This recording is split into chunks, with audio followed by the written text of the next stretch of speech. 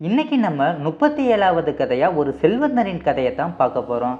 இந்த கதை நம்ம வாழ்க்கைக்கு ரொம்பவே பயனுள்ளதா இருக்கும்னு நான் நம்புறேன். வாங்க நம்ம கதைக்குள்ள போகலாம். ஒரு ஊரில் ஒரு செல்வந்தன் ஒருவன் வாழ்ந்து வந்தான். அவன் ஒரு நாள் தன் வியாபார நிமித்தமாக வெளியூர் சென்று வீடு திரும்பும் போது அவனது அழகான வீடு தீப்பற்றி எரிந்து கொண்டிருந்தது.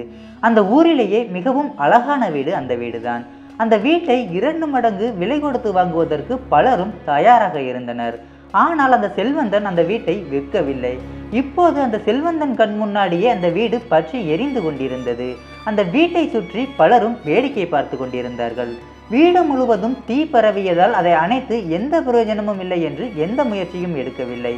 ஆனால் அந்த செல்வந்தனோ செய்வதறியாமல் கண்ணில் நீரோடு புலம்பிக் கொண்டிருந்தான்.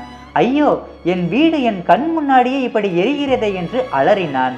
அப்போது அவனது மூத்த மகன் ஓடி வந்து ஒரு விஷயத்தை சொன்னான். தந்தையே, ஏன் அழுகிறீர்கள்? இந்த வீட்டை நான் நேற்றே 3 மடங்கு லாபத்திற்கு விற்றுவிட்டேன். இதனால் நமக்கு எந்த ஒரு நஷ்டமும் இல்லை என்று கூறினான். இதை கேட்ட அந்த செல்வந்தனுக்கு ஏக மகிழ்ச்சி. அவனது சோகம் அனைத்தும் மறைந்து மகிழ்ச்சி உண்டானது. இப்போது அந்த செல்வந்தன் கூடியிருந்த கூட்டத்தில் ஒருவனாக நின்று அந்த பற்றி எறிந்த வீட்டை வேடிக்கை பார்க்க தொடங்கினான். அதே வீடுதான், அதே நெருப்புத்தான். ஆனால் சில வினாடிகளுக்கு முன்பு இருந்த தவிப்பும் சோகமும் இப்போது அந்த செல்வந்தனிடம் இல்லை. சிறிது நேரத்தில் அந்த செல்வந்தனின் 2வது மகன் ஓடி வந்தான். தந்தையே, ஏன் இப்படி கவலை இல்லாமல் சிரிக்கிறீர்கள்? நாங்கள் விற்ற இந்த வீட்டிற்கு முன்பணம் மட்டுமே வாங்கியுள்ளோம். முழு தொகையும் இன்னும் வரவில்லை. வீட்டை வாங்கியவன் இப்போது மீதி பணத்தை தருவானா என்பது நமக்கு சந்தேகமே என்றான். இதை கேட்ட அந்த செல்வந்தன் மறுபடியும் அதிர்ச்சியடைந்தான். மீண்டும் சோகத்தில் ஆழ்ந்தான். தன்னுடைய அழகான வீடு தன்னுடைய கண்ணு முன்னாடியே இப்படி பற்றி எறிகிறது என்ற எண்ணம் மறுபடியும் அந்த செல்வந்தனை வாட்டியது. சில மணித்துளிகளுக்கு பின்பு செல்வந்தனின் 3வது மகன் ஓடி வந்தான். தந்தையே, கவலை வேண்டாம். இந்த வீட்டை வாங்கிய மனிதன் மிகவும் நல்லவன் போல. இந்த வீட்டை வாங்க அவன் முடிவு செய்த போது வீடு தீப்பிடிக்கும் என்று உங்களுக்கும் தெரியாது, எனக்கும் தெரியாது.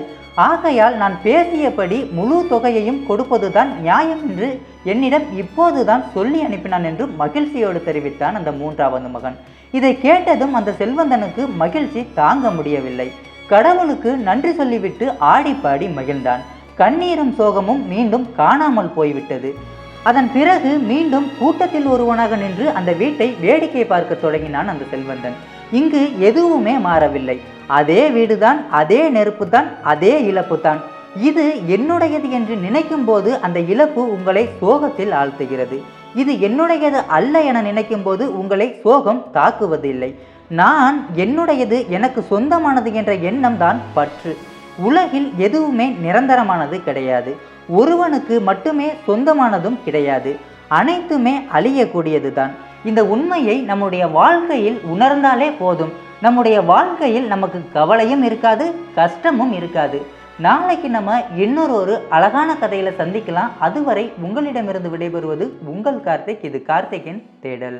வாழ்க தமிழ், வளர்க தமிழரின் பண்பாடு. நன்றி, வணக்கம்.